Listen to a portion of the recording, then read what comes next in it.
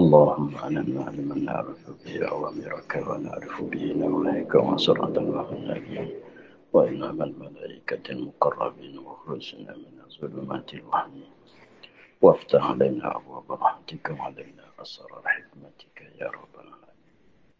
رب اشرح لنا صدرنا ولساننا واحلل عقدة من لساننا ويفقهوا قولنا. قال الشيخ مسلم تعالى نفعنا بعلمه في الدارين. Sekarang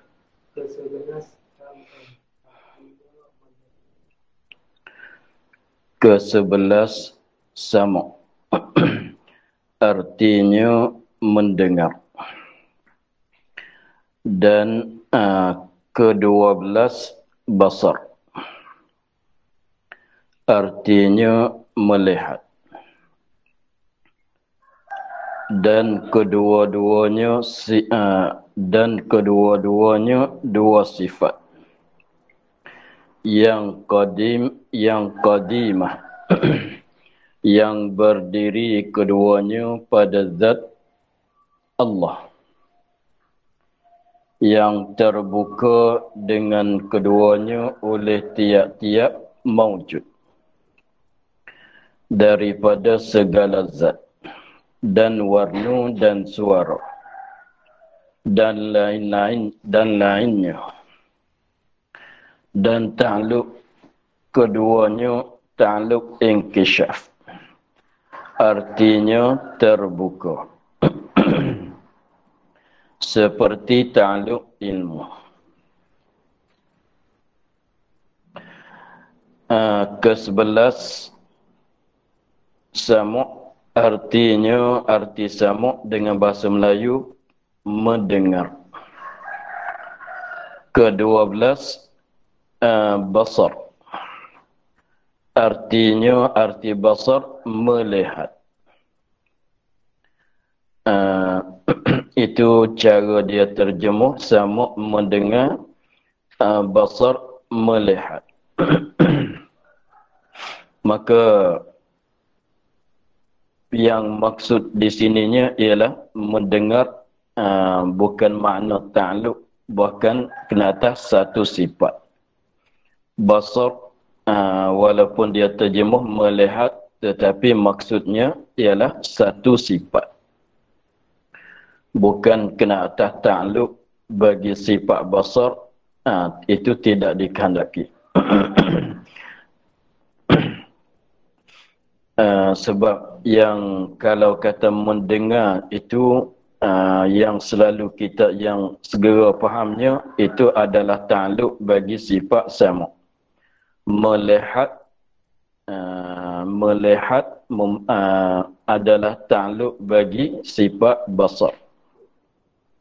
Makna yang segera fahamnya ialah ta'alluq bagi sifat basar, tapi itu tidak dikehendaki, bahkan kehendaknya ialah sifat basar. Lalu tu kalau kitab Baqarah tu diterjemuh dengan samu' pendengar, supaya berbeza dengan kata mendengar.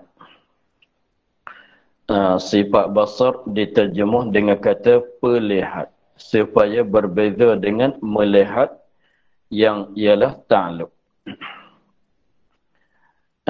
Jadi dalam bahasa Arab tu sebut kata samu' dia dia ada diguna pada dua makna. Sama juga basar ada diguna pada dua makna. Satunya ialah makna sifat, yang keduanya makna ta'alluq. Kalau samu' dengan makna sifat, maknanya kitab Baqarah dia terjemuh pendengar.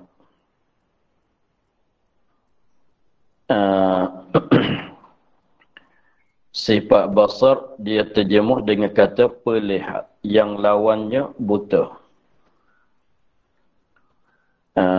Tapi kalau dengan ada juga dengan mana ta'alluq ialah mana mendengar. Mendengar, kalau kita mendengar akan suara yang ada ke anak telinga kita tu sifat sama. yang ada ke anak telinga kita tu sifat samuk. Samuk dengan makna sifat pendengar. Adapun apabila suara datang, kita pun mendengar, maka itu dikatakan ta'alluq. Basar pun gitu juga. Basar dengan makna sifat, itu lawannya buta. Kalau kita manusia yang ada kat mata kita, yang ada kat biji mata kita tu adalah sifat pelihat. Basar juga, bahasa Arab dia guna basar juga. Tapi itu dengan mana sifat yang ada kat anak mata kita, kat biji mata kita tu, maka itu dikatakan basar dengan makna sifat. Maka diterjemuh dengan katanya pelihat.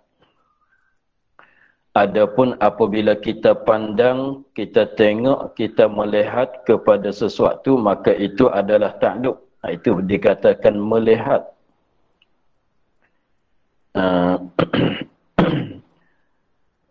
Maka yang maksud di sini dengan sebab kita bicarakan masalah sifat, maka maksud dengan kesebelah samuk ialah sifat, walaupun dia terjemuh mendengar sekalipun.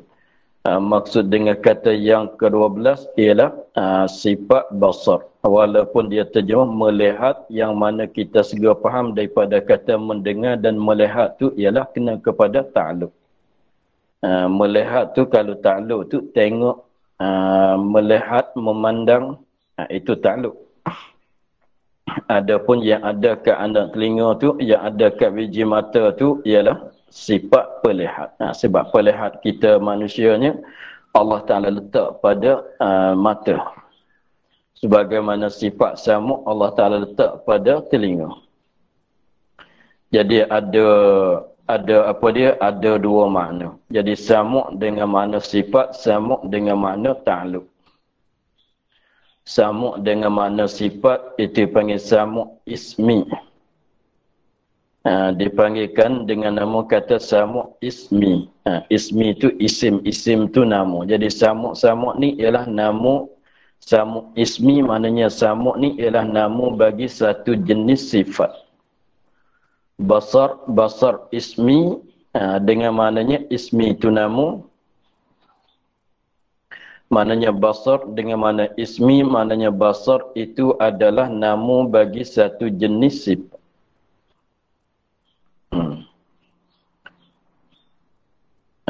Itu basar ismi, samuk ismi. Dan yang keduanya samuk dengan makna ta'alluqnya. Dengan makna ta'alluq oleh sifat samuk. Basar dengan makna ta'alluq. Itu diterjemuh, biasanya diterjemuh mana mendengar. Apabila kalau kita manusia, apabila suara datang, kita mendengar akan suara. Nak mendengarkan suara tu mendengar dengan sifat samuk. Tu dia ada dua makna yang dimaksud dengan kata samuk dan basar.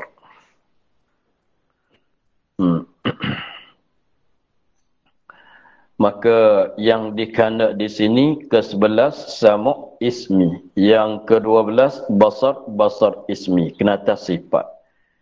Sebab tengok dia ta'rifkan kedua-dua tu dengan katanya dan keduanya dua sifat. Itulah maksudnya. Sebab tu dalam kitab Baqarah pada dalam kitab Baqarah dia terjemuh. Apabila dia terjemuh tu, dia terjemuh jadi berlainan di antara samuk dengan makna sifat, samuk dengan makna ta'alluq. Apabila samuk dengan makna ta'alluq, dia terjemuh dengan kata pendengar. Kalau dia terjemuh mendengar tu maknanya ta'alluq. Kalau basar dengan makna sifat, dia terjemuh pelihat. Tambahkan fa di sebelumnya. Jadi pelihat, pendengar, pekuasa, pekanduk, dia tambahkan fa ke semuanya untuk jadi apabila kita terjemuh tu kita boleh faham terus kepada maksud. Yang ada fa di depan tu maknanya kena atas sifat. Kalau ada mim di depan tu melihat, mendengar tu kena atas ta'alluq.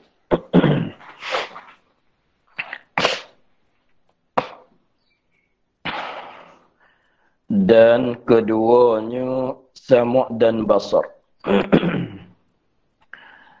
Kedua-duanya sama' dan basar dua sifat, yakni dua jenis sifat. Sama' satu jenis sifat, basar satu jenis sifat.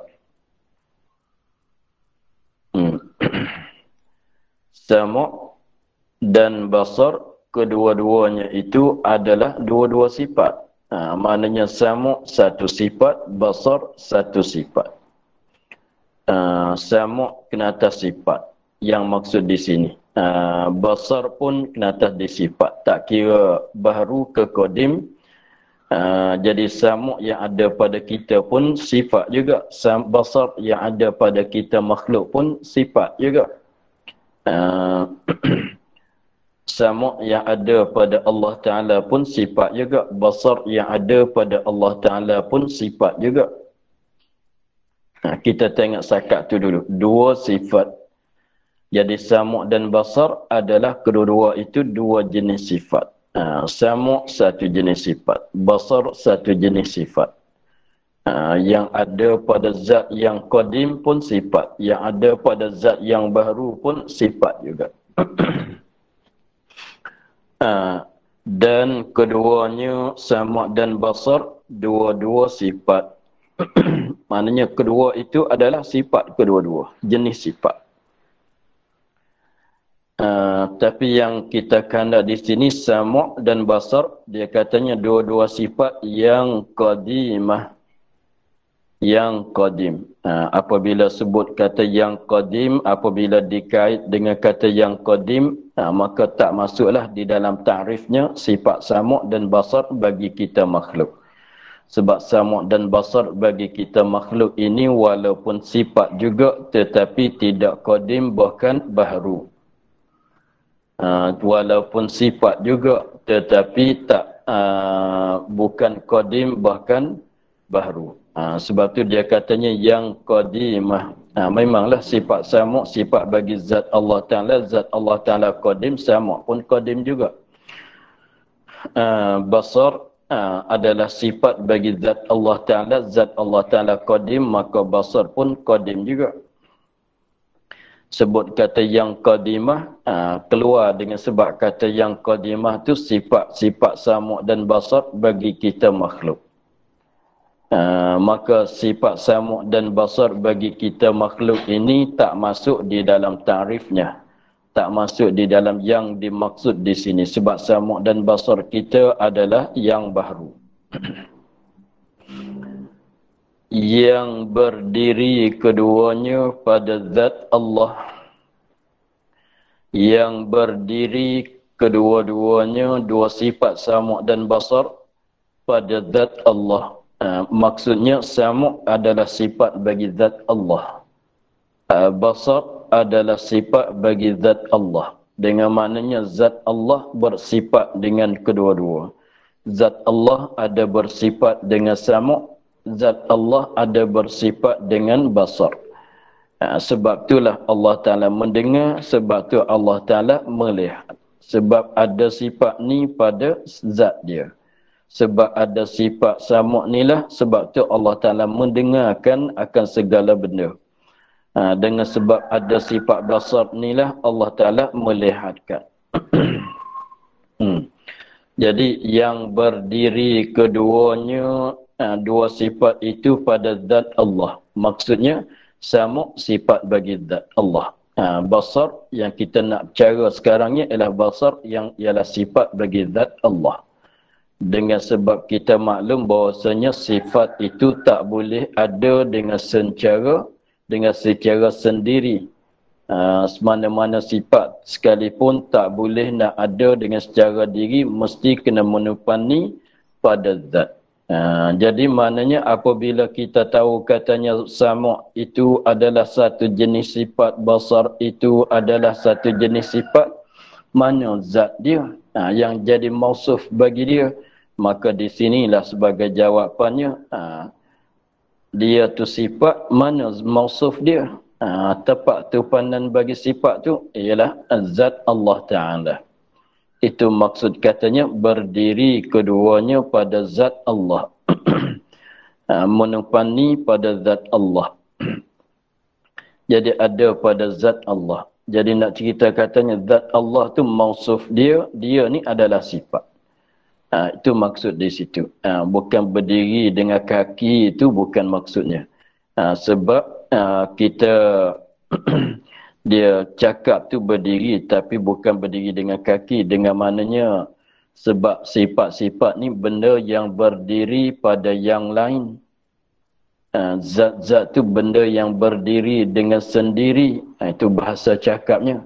Maknanya zat tak menumpani. Katanya zat berdiri dengan sendiri. Maknanya zat tu tak menumpani pada yang lain. Ada dengan secara sendiri. Maknanya tidak menumpani pada yang lain. Adapun sifat berdiri dengan yang lain. Maknanya dia tak boleh nak ada dengan secara sendirian dia. Mesti nak ada dia tu kena menumpani pada mausuf dia. Pada zat, pada mausuf dia. Maka di sifat satulah dia katanya yang berdiri keduanya pada zat Allah. Dengan sebab sifat sama' dan basar dan juga sifat lain-lain tak boleh ada dengan secara sendiri. Mesti kena menumpani pada zat. Maka manakah zat bagi sama'? Manakah zat bagi sifat sama' yang qadim? Manakah zat yang jadi mausuf bagi sifat basar yang qadim? Jawabnya ialah zat Allah Subhanahu wa taala. Itulah maksud katanya yang berdiri keduanya pada zat Allah. Yang terbuka dengan keduanya oleh tiap-tiap yang maujud. Yang terbuka, terbuka ni bukan maksud buka macam buka pintu. Buka di sini bukan maksud seperti buka pintu, buka tudung. Bukan maksudnya begitu. Bahkan maksudnya yang terbuka mana yang nyata. Yang terbuka yakni yang nyata. Yang terbuka yang nyata. Nyata artinya kita katanya jelas. Itu mana buka. Nyata, jelas. Itu maksud dengan kata buka. Bukan maksud buka tu macam buka pintu. Bukan dia. Ini samaratus sifat artinya ta'lunya. Yang terbuka dengan keduanya, dengan sama' dan basar, dengan dua sifat tadilah, oleh tiap-tiap yang maujud. Oleh tiap-tiap yang maujud. Tiap-tiap benda yang ada. Sama saja benda yang ada itu yang qadim atau yang baru. Sama saja yang maujud itu maujud yang qadim dan maujud yang baru. Katanya yang terbuka dengan keduanya, mana dengan sifat sama' dan sifat basar itu nyata bagi zat Allah Ta'ala dengan sebab bersifat dengan dua sifat ini nyata oleh segala benda yang maujud. Apa maksud kata nyata tu? Kalau dia pandang, kalau kita ni maksudnya kata nyata tu, kalau kita pandang, kita nampak. Maka nampak itulah dikatakan nyata. Apabila kita dengar, itu dikatakan apabila kita dengarkan suatu suara, itu nyata suara kita, suara yang kita dengar itu. Itu maksud kata nyata, maksud kata jelas. Dia begini, benda ni kalau kita katanya kita tak kenal dengan suatu benda, maka tak nyata benda itu bagi kita. Itu maksud tak terbuka. Suatu benda kalau kita tak kenal, kalau kita tak kenal, kalau kita tak tahu, maka adalah suatu benda itu gelap bagi kita. Tak nyata bagi kita. Dengan sebab kita tak tahu. Apabila kita kenal, sekiranya kalau kita kenal, sekiranya kalau kita tahu benda itu, maka benda itu nyata bagi kita. Begitu juga nisbah, begitu juga nisbah pendengar, sifat pendengar.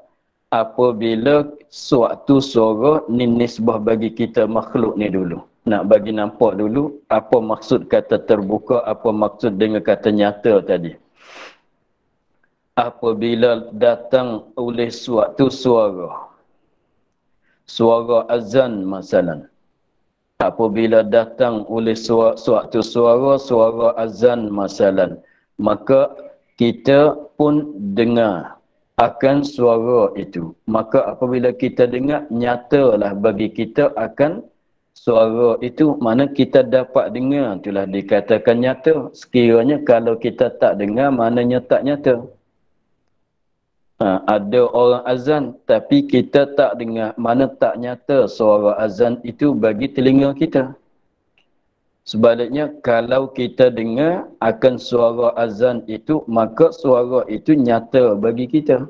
Itu dipanggil kata nyata. Itu dikatakan terbuka. Sekiranya kalau kita ada sifat pelihat yang ada kat mata kita, sekiranya kalau Allah Ta'ala bagi sifat basar yang ada kat mata kita, maka apabila kita bukakan mata kita, kita tak pejam, kita nampak benda. Nampak benda tu dikatakan nyata oleh benda itu kepada kita. Kita nampak benda itu mana nyata. Tengok siapa depan kau, tengok siapa depan kau, buka mata tengok siapa depan kau, kita pun pandang pada dia, pada benda yang ada di depan kita. Apabila kita pandang kepada dia, maka kita pun nampak. Apabila kita nampak benda di depan kita, maka benda yang kita nampak telah dikatakan benda itu nyata bagi kita. Terbuka bagi kita. Itu maksud dengan katanya terbuka. Nyata. Itu maksud terbuka, maknanya nyata. Sebab sekali lagi kita ulang, nisbah ilmu sebab ilmu sama basar sama-sama tiga-tiga itu takluk inkishaf. Seperti lagi akan datang dia ada sebut, tiga-tiga itu adalah adalah takluk keduanya takluk inkishaf. Inkishaf tu kalau terjemah betul-betul dengan bahasa Arab tu terbuka. Tapi terbuka di sini tu bukan buka macam buka pintu, bukan buka macam buka tudung puriuk. Bahkan maksud katanya terbuka inkishaf maknanya nyata. Sebab asalnya inkishaf tu maknanya kashfun, makna buka, macam buka Rusia, buka gitu. Buka atau terbuka. Kalau inkishaf tu makna buka macam buka Rusia, macam apa dia, apabila matahari itu dilindung oleh awan, maka jadi tak nyata bulatan matahari. Apabila dia lalu lepas daripada awan jaung itu, awan gelap itu, maka nyatalah. Itu mana inkishaf. Buka sehingga kita dapat tahu.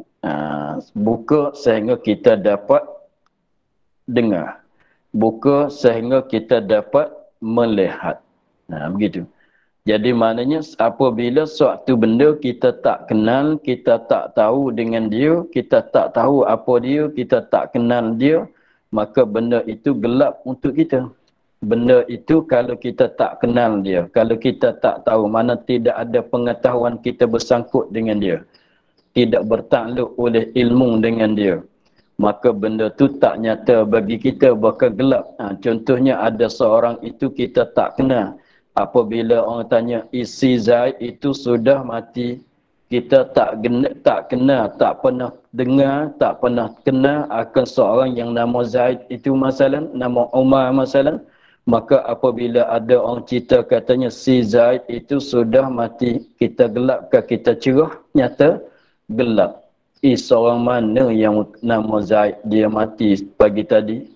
Jadi maknanya gelap. Tetapi sebaliknya kalau si Zaid itu kita kenal, kita tahu dia siapa, apabila ada orang kita katanya si Zaid itu, Pakcik Zaid itu dah mati, maka nyata jelas bagi kita.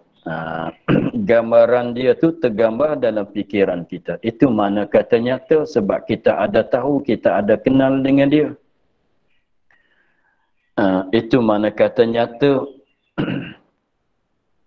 Bukan maksud nyata dengan sebab cerah, apabila datang cahaya jadi cerah, nyata. Apabila gelap, apabila masuk malam tak ada lampu, maka jadi gelap, bukan maksud begitu. Jadi suatu benda apabila kita tahu dengan suatu benda itu, dikatakan benda itu nyata bagi kita.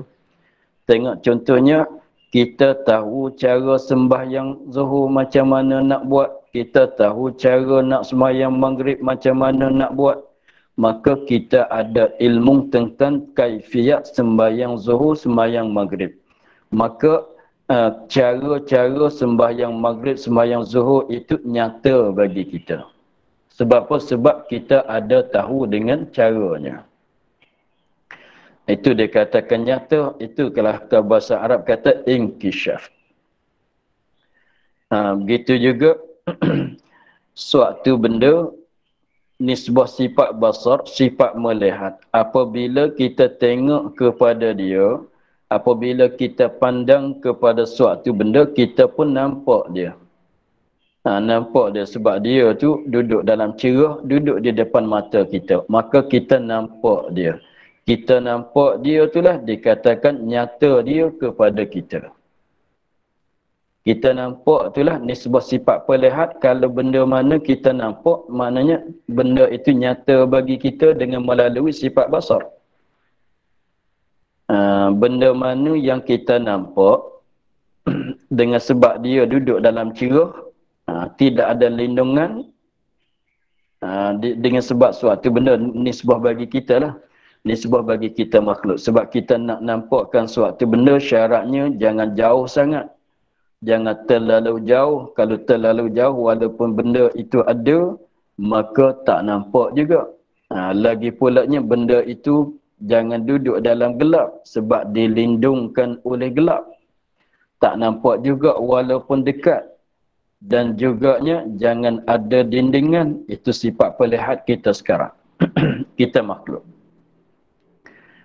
Jangan ada dindingan walaupun benda itu ada dekat sekalipun, tetapi ada dindingan maka tak nampak juga. Sebab fasa itulah kita sekarang kita tak nampak zat Allah Ta'ala sebab ada dindingan yang mendinding oleh Allah Ta'ala akan antara kita dengan dia. Bukan arti katanya Tuhan tidak ada, Tuhan memang ada, tetapi kita tak nampak sebab ada dindingan.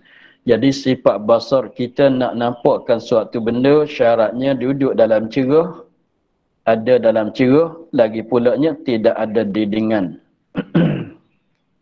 Maka sekiranya kalau suatu benda itu duduk, suatu benda nisbah bagi kita makhluk ini, suatu benda itu ada dalam cerah, bukan dalam gelap, lagi pulaknya antara mata kita dengan dia tu tidak ada dindingan, maka kita nampaklah benda itu. Maka kita nampak benda itulah dikatakan benda itu nyata bagi kita. Sebab kita nampak, nyatalah. Benda mana apabila kita nampak, pendek katanya, apa benda kalau kita tahu dengan dia, kita kenal dia, mana benda itu kita katanya benda itu kita dah nyata dengan dia. Tapi menyata melalui ilmu. Sebab tu dalam kitab Baqarah dia kata kenyataan.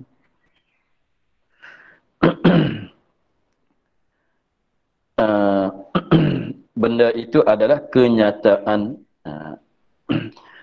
Dan nisbah bagi sifat sama, apa benda yang kita dengar, apabila kita dengarkan suatu suara, apabila kita dengarkan suatu suara, tak kira suara azan, suara ayam berkukut, masalah suara burung ke suara mana-mana suara sekalipun, apabila kita dengarkan suara, maka suara itu nyata bagi kita.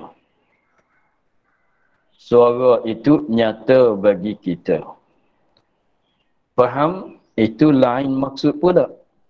Tapi tengok, kita apabila kita dengar kawan-kawan kita bercakap, kita dengar ke tidak suara dia bercakap, kita dengar. Maknanya suara itu nyata bagi pendengaran kita. Faham tak apa yang dia cakap tu, kita faham tak? Faham. Tetapi kalau kita dengar bahasa Cina, masalah kita tak pandai bahasa Cina, kita dengar ke tidak? Dengar, dengan maknanya suara cakapan Cina itu, suara cakapan bahasa Cina itu dengar ke tidak? Jawabnya dengar, nyatalah. Tetapi faham ke tidak? Tak faham sebab kita tak pernah belajar bahasa Cina. Macam kita katanya, macam suara burung, suara lembu ke masalah, kita dengar ke tidak suara dia? Dengar. Dengar itulah dikatakan nyata bagi sifat samak kita. Tapi faham ke tidak apa yang burung cakap sama dia? Kita tak faham. Itu maknanya faham tak faham tu, itu suku kira. Maknanya nyata ke tak nyata. Jadi maknanya mana-mana suara apabila kita dengar, maknanya suara itu nyata bagi kita. Benda apa yang kita nampak, maka benda itu nyata bagi kita, tapi melalui sifat basar. Benda apa, mana-mana suara, kalau kita dengar, mana suara itu nyata bagi kita, tetapi nyata dengan melalui sifat sama. Benda apa, apabila kita kenal, kita tahu dengan benda itu, maka benda itu nyata bagi kita, tetapi nyata melalui sifat ilmu. Ala kulli hal, itulah tiga-tiga sifat tu takluk dianya terbuka, inkishaf, nyata. Terbuka, nyata, inkishaf, itu adalah takluk bagi tiga-tiga sifat itu. Itulah maksud katanya terbuka, maknanya nyata. Bukan arti katanya, bukan maksud katanya nak nampak kena buka dulu. Macam nak nampak benda yang dalam periuk itu kena buka tudung dulu. Bukan maksudnya begitu. Nak tahu nak dengarkan suatu telinga, nak dengarkan suatu suara kena bukakan telinga. Bukan maksudnya begitu. Nak tahu satu masalah kena buka kitab, bukan maksud begitu. Itu takut salah faham dengan kata terbuka. Bahkan maksud katanya, bukan maksud kata nak dengar kena buka telinga. Nak dengar, ada juga bahasa kitab, nak dengar berita kena mesti buka TV. Itu bukan maksudnya begitu. Nak nampak benda dalam periuk mesti buka tudung. Nak tahu siapa sebelah sana, sebelah tirai, buka tirai. Itu pun buka juga, tapi bukan maksudnya begitu. Maknanya apa benda kalau kita tahu, maknanya nyata adalah tu makna kata terbuka. Kita kenal dengan suatu benda, maka terbuka suatu benda bagi kita, ternyata suatu benda itu bagi kita. Suatu benda, suatu suara apabila kita dengar, maknanya nyata, terbuka, inkishaf suatu suara itu kepada sifat sama kita. Suatu benda apabila kita tengok dia, kita pandang pada dia, kita nampak dia, kita tengok dia, kita nampak dia, maka suatu benda yang kita pandang tadi itu nyata bagi kita. Tetapi kalau kita pandang kepada suatu benda dengan sebab dia dalam gelap atau dia tu dilindungkan oleh dinding, maka dah pandang tetapi tak nyata, tak nampak. Jadi nampak kalau gitu maknanya tahu itulah, tahu mengetahui itulah katanya terbukanya. Dengar kata dengar itulah dikatakan nyata. Nampak itulah dikatakan nyata. Sebab nak tahu mesti kena ada ilmu, nak dengar mesti kena ada basar sama, nak nampak mesti kena ada basar.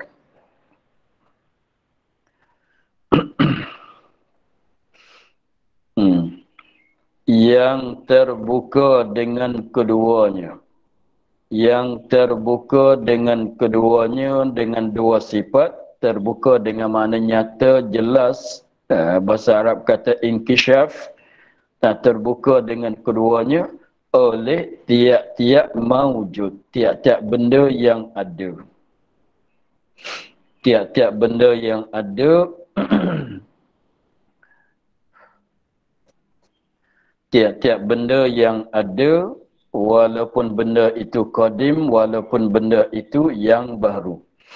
Jadi asalkan benda itu ada. Tapi dia tak cakap katanya dengan dia terbuka dengan keduanya oleh tiap-tiap mungkin. Dia tak cakap gitu. Sebabnya benda maujud, sebut kata maujud boleh jadi baru, boleh jadi qadim. Tengok zat Allah, zat yang maujud, yang ada. Tetapi qadim, badan kita maujud juga, tetapi baru.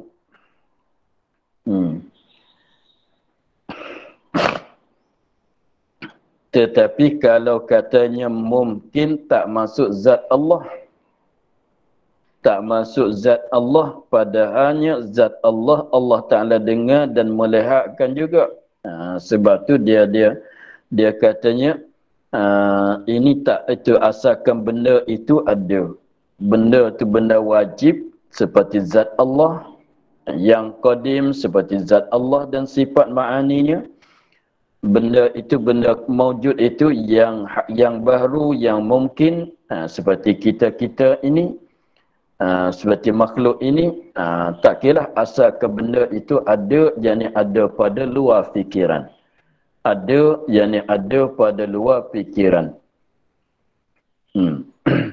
Apa dia yang maujud itu, tengok dia bayang, daripada segala zat. Daripada segala zat.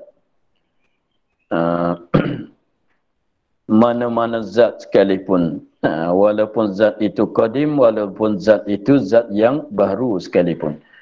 Asalkan benda ada. Daripada segala zat. Jadi setiap-tiap zat Allah Ta'ala mendengar dan Allah Ta'ala melihat.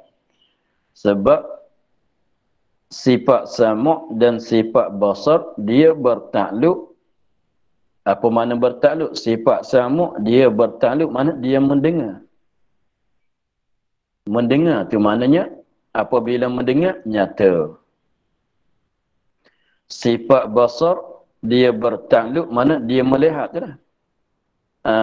Dengan tiap-tiap maujud. Asalkan benda ada pada kharij, pada luar fikiran, didengar dan dilihat. Didengar dan dilihat. Boleh didengar, boleh dilihat. Sebab tu sifat sama' basar Allah Ta'ala dengarkan dengan segala benda yang ada. Benda yang ada tu apa dia? Daripada segala zat. Zat yang qadim atau zat yang baru. Zat yang qadim, zat yang baru. Zat yang qadim memanglah ada, ada sentiasa ada. Sebab zat yang qadim, zat yang wajib ada. Zat yang baru, Allah Ta'ala mendengarkan juga, Allah Ta'ala melihatkan juga.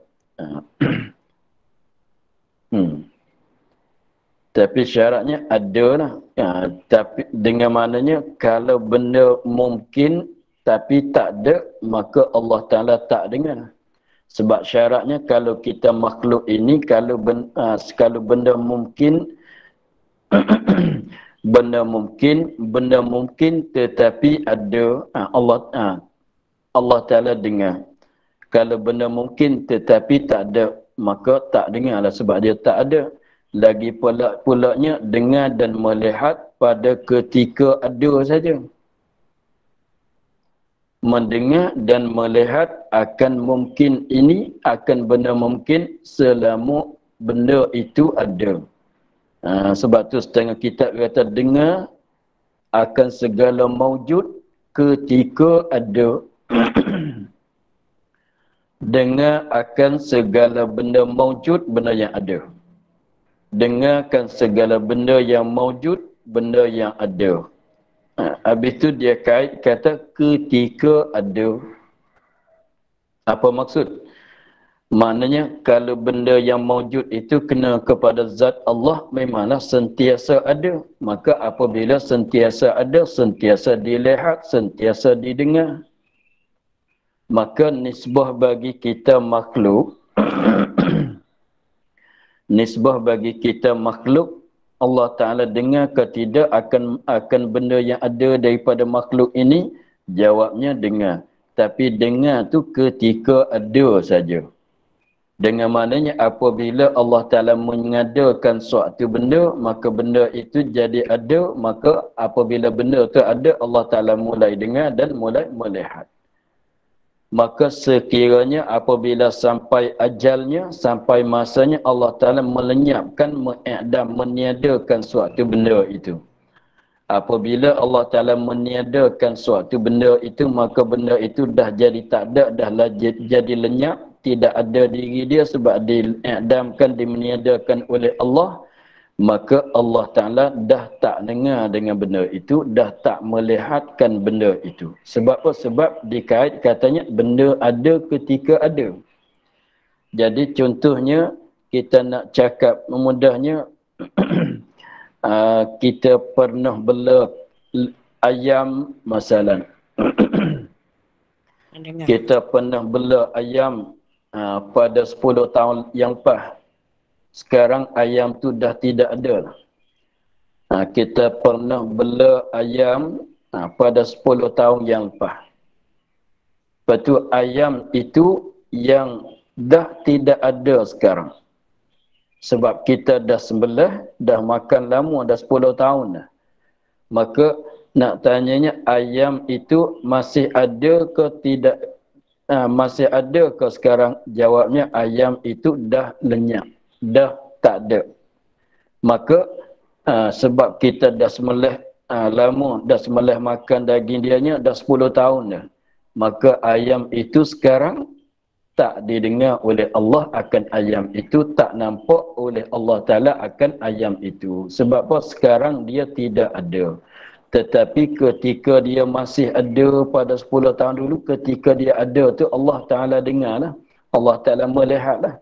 Sebab tu dikait katanya, bukan maksud katanya setiap benda yang ada Allah Ta'ala dengar, walaupun sekarang dia tak ada, tapi masa dulu dia pernah ada, maka tengok nampak sampai sekarang. Bukan begitu seperti orang-orang zaman dulu.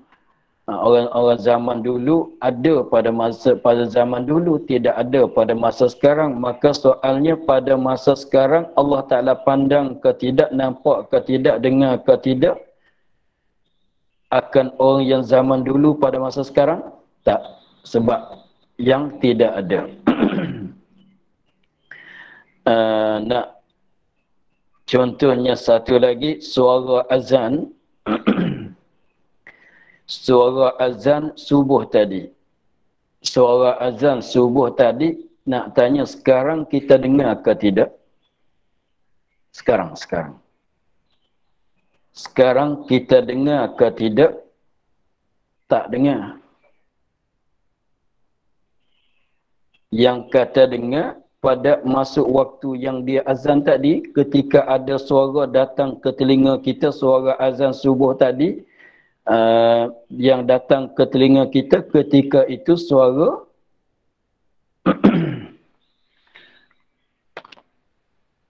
suara itu kita dengar. Apabila tukang azan dah berhenti daripada azan, maknanya suara tu dah tak ada. Suara azan tu dah putus, maka kita pun tak dengar dah.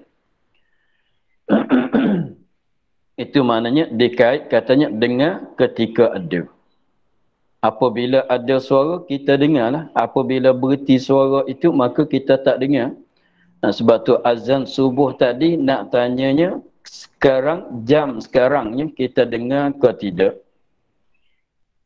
Jawabnya, dah tak dengar. Ketika tukang azan, ketika Bilal azan tadi, kita dengar. Tapi sekarang sebab suara azan subuh dah putus, maka dah putus juga dengar kita dengan suara azan itu. Dengar suara lain pula. Itulah dari apa dia? Terbuka dengan keduanya oleh tiap-tiap yang mawjud daripada segala zat dan warna dan suara dan lainnya. Pendek katanya, asalkan benda itu ada. Ada pada kharij. Baru qadim sama. Baru ke qadim ke sama. Janji benda itu ada, didengar oleh Allah dan dilihat oleh Allah. Sebab dia bertakluk dengan setiap benda yang ada. Sebab zat maklum ada, warna ada, suara ada, benda yang ada. Dengan sebab suara itu benda yang ada, sebab tu kita boleh buat rekod. Lebih-lebih laginya zaman dulu tu rekod dengan geset. Rekod dengan geset. Dengan sebab benda ada. Jadi kita kembali kepada yang maklum itulah, setiap-tiap benda yang boleh kita dapat dengan pencederaan yang 5, itu dikatakan benda yang ada. Setiap-tiap perkara yang kita boleh dapat dengan pencederaan yang 5, itulah adalah benda mawjud pada kharij. Benda yang ada di luar fikiran. Maka setiap-tiap benda yang ada boleh didengar dan boleh dilihat. Kemudian kalau orang tanya macam mana kita tak nampak warna, kita tak nampak suara. Padahal suara itu benda yang ada. Setiap-tiap benda yang ada boleh ditengok, boleh didengar. Macam mana kita tak nampak suara? Takkan suara benda yang tidak ada ke? Bukan begitu. Bukan suara benda yang ada. Tetapi sifat pendengar kitanya kuat tak kuat. Itulah. Sifat pendengar kita kuat tak kuat. Tengok. Kalau kita katanya tak nanti begitu, suara tu tak nanti masalah nampak tak nampak, dengar tak dengar suara tu. Tengok kita duduk kat tanah Melayu, kita dengar ke tidak azan Masjid Haram? Tak dengar. Padahal suara azan kat Masjid Haram ada ke tidak? Ada. Tetapi kenapa kita sini tak dengar? Sebab tak kuat pendengaran kita. Pendengaran kita tak kuat, tak sampai suara kalau jauh daripada kita tak sampai juga, tak tertangkap. Itu tak nanti katanya itu nampakkan suara, dengarkan suara, itu pun setengah suara kita dengar, setengah suara kita tak dengar. Melihatkan juga lihat seperti katanya masin manis, benda yang ada. Masin, rasaan masin, benda yang ada. Rasaan manis, benda yang ada. Macam mana kita tak dengar, macam mana kita tak nampak? Itu jawabnya sifat samuk dan basar kita tak kuat. Jangan ke masin, jangan ke manis. Sifat basar kita tak nampak. Benda ni kalau duduk di depan mata kita, kalau gelap kita tak nampak. Jangan ke masin, jangan ke manis. Jangan tilik pada manis, jangan tilik pada masin. Benda yang ada, benda yang kita boleh pegang dia tu. Yang ada tu tetapi gelap. Tak nampak kita. Dah tak nampak. Itu benda yang sekiranya kalau kita boleh pegang dengan tangan, tetapi dalam gelap tak nampak, dah tak nampak. Artinya benda tu dah benda tu besar sangat, bukit besar masalah, tapi kita jauh dengan dia. Artinya kita jauh dengan dia, artinya ada terlindung tak nampak juga. Begitu. Dengan sebab apa dia? Pendengar kita tak kuat. Dengan sebab pelihat kita tak kuat, sebab tu setengah-setengah suara, setengah benda yang mawjud kita tak dengar, kita tak nampak. Seperti masin dan manis. Tapi kita tahu kata masin dan manis bukan dengan sebab kita dengar. Dengan sebab kita lihat. Bukan dengan sebab kita rasa dengan lidah. Ini kita manusia. Tapi nisbah bagi Allah Ta'ala, asalkan benda yang ada Allah Ta'ala dengar dan Allah Ta'ala melihat kesemuanya. Walaupun tu benda itu bukan suara, walaupun benda itu bukan zat sekalipun, janji benda ada. Benda ada yang didapat dengan pencederaan yang 5 itu adalah benda yang ada. Setiap-tiap benda yang ada didengar dan dilihat oleh Allah Subhanahu Wa Ta'ala. Itulah uraian tentang sifat samuk dan basar. Maka kita akhir di situ dulu. Pada katanya dan ta'alluq keduanya ta'alluq inkishaf, artinya terbuka. Wallahu a'lam, alhamdulillah rabbil alamin. Bismillahirrahmanirrahim. Bismillahirrahmanirrahim. Alhamdulillah rabbil alamin. Wassalatu wassalamu ala asyrafil anbiya'i wal mursalin.